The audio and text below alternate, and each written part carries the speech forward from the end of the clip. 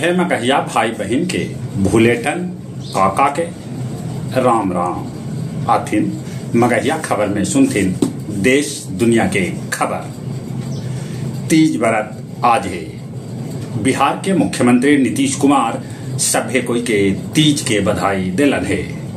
राष्ट्रपति द्रौपदी मुर्मू शिक्षक दिवस पर शिक्षक सभे के कैलन सम्मानित। महिला सभे के सुरक्षित यात्रा लेल 15 से राज्य भर में लागू हो जाए 112 डायल करे के सुविधा। प्रधानमंत्री नरेंद्र मोदी कहलन वो कैकन गो सिंगापुर भारत में पैदा करल चाहत। हर रोज 15,000 स्मार्ट प्रीपेड मीटर न लगावे पर कंपनी होए ब्लैक लिस्टेड। बिहार लेलिन जगदेव प्रसाद के जयंती पर पूर्व मुख्यमंत्री लालू यादव कहलका कि कान पकड़ के करावल जाए जाति गणना।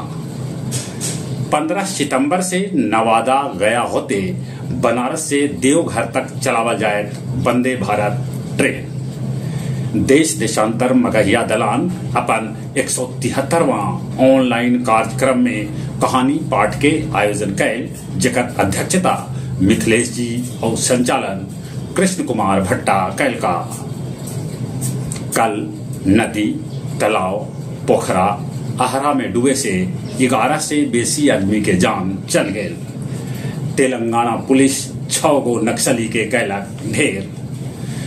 यूक्रेन से सुलह लेल रूस तैयार है। रूसी राष्ट्रपति पुतिन कहलन भारत करे मध्यस्थता। बांग्लादेश के अंतरिम सरकार के मुखिया यूनुस कहलन कि शेख हसीना भारत में रह के टिप्पणी कोई न करता, न तो बांग्लादेश और भारत के बीच रिश्ता खराब हो। इजरायली बमबारी में 16 आदमी के है मौत के खबर। गया मगध मेडिकल कॉलेज अस्पताल में 200 करोड़ के लागत से बनल सुपर स्पेशल सिटी हॉस्पिटल के उद्घाटन केंद्रीय स्वास्थ्य मंत्री जेपी नड्डा आज करतन।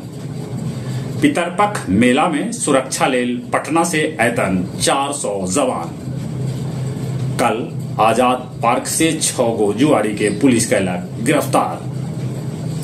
मगध प्रमंडल आयुक्त कार्यालय में अमर शहीद जगदेव प्रसाद के जयंती मनावल गेल।